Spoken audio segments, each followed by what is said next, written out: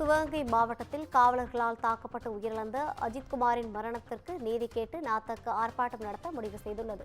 காவல்துறை அனுமதி மறுத்த நிலையில் தடையை மீறி ஆர்ப்பாட்டம் நடத்த நாம் தமிழர் கட்சியினர் திட்டம் தீட்டியுள்ளதாக தகவல் கிடைத்திருக்கிறது.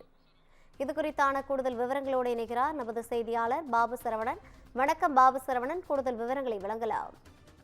வணக்கம் ரவினா.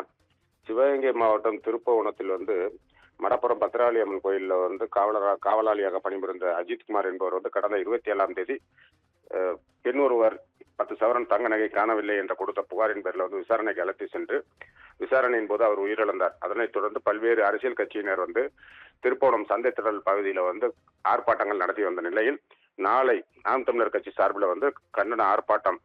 நாளை நாம் தமிழர் கட்சி ஒருங்கிணைப்பாளர் சீமான் அஜித்குமாரின் வீட்டுக்கு சென்று அவரது தாயார் மாலதி மற்றும் சகோதரர் நவீன்குமாரை சந்தித்து ஆறுதல் கூறிவிட்டு அதன் பின்பு மாலை 4 மணிக்கு ஆர்ப்பாட்டம் நடைபெறுவதாக அறிவித்திருந்தனர். ஆனால் காவல்துறையினர் ஏற்கனவே 3 தினங்களுக்கு முன்பு நாம் தமிழர் கட்சியினர் 8 மாவட்டத்தை சேர்ந்தவர்கள் ஆர்ப்பாட்டம் செய்துவிட்டதாக கூறியும் நாளை அதே திருப்புவனம் அந்த சந்தை திடல் பகுதியில் வார சந்தை நடைபெற உள்ளதால் கடந்த வாரம் வார சந்தை தள்ளி வைக்கப்பட்டது. அஜித்குமார் இறந்ததினால் அந்த பரபரப்பான சூழ்நிலை நிலவியதால் வார சந்தை கடந்த வாரம் நடக்கவில்லை. அதனால் நாளை நடைபெறும் என்பதனால் அவர்கள் சந்தை நடக்கும். அதனால் அனுமதி மறுத்துள்ளனர். அதனைத் தொடர்ந்து நாம் தமிழர் கட்சியினர் அனுமதி தரவில்லை என்றாலும் நாங்கள் ஆர்ப்பாட்டத்தை நடத்துவோம் என்று கூறியுள்ளனர்.